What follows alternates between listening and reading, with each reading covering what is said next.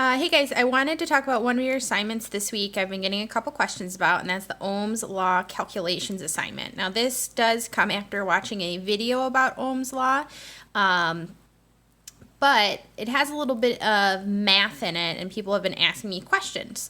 So, first off, what do we know about Ohm's Law? So, Ohm's Law can be written in an equation form, and it relates the current or the electron flow through a circuit to the voltage difference across the circuit or part of a circuit and the resistance that the electrons meet as they try and move their way through the circuit. So that equation can be written three different ways. We can write it as V equals I times R. This is helpful if you're trying to solve for voltage, where voltage is the current multiplied by the resistance.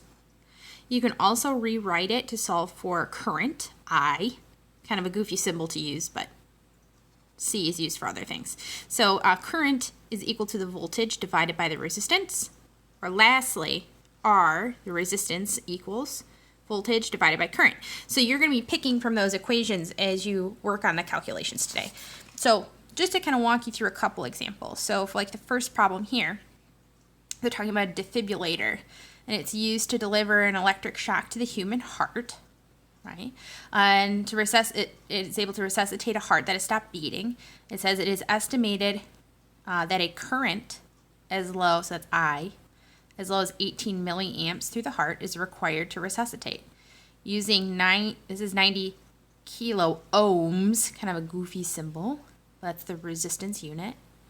As the resistance of the human body, use V equals IR to determine the output voltage. So we're solving for voltage. So when you're picking out your equation, you want to use V equals I times R. You're going to take that current that you were given, which is 18, and multiply it by R, the resistance, which is 90. So this is just a product. Now, some of the equations are just like that.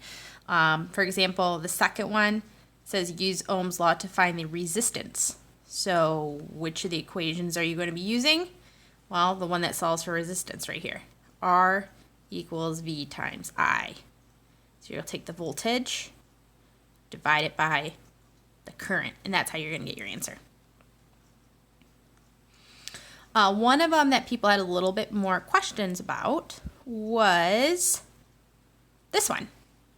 So we're looking at the effect of changing different things. So it says if I doubled the voltage, right, so multiply it by 2, without changing the resistance, what would happen to the current flowing through the circuit? So we're trying to figure out the effect on the current, I, if I double the voltage. Well, if you can imagine, multiplying the numerator by 2 would make the current twice as large, right?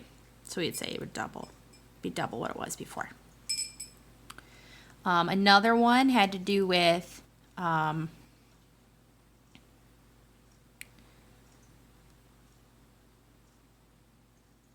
let's see, where is it? Oh, tripling.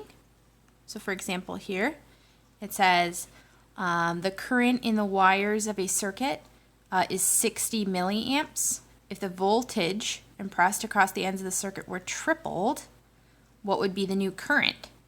Think about your equation. Current is I. So if I triple the voltage, triple V, the numerator is 3 times as large, and my current is going to be 3 times as large, right? So it would triple my starting current. You got to do a little bit of multiplying, okay? Where was the other one people were asking about? It was the halving. Here it is. Okay, so this is a good one. It says the current in the wires of a circuit, current, remember, is I, is 60 milliamps. If the resistance of the circuit were halved, but the voltage stays the same, the new current would be what? Okay, so we're looking at current, I, and it's the resistance, right? The resistance, R, is halved. Okay, kind of goofy, right? So looking at our equation, I'm just looking at the same one but bigger. I, the current equals a voltage divided by the resistance. If the resistance is halved, and I'm dividing by a half, dividing by a half actually doubles your answer, right? So, for example, let me grab a pen. Let's say for pretend,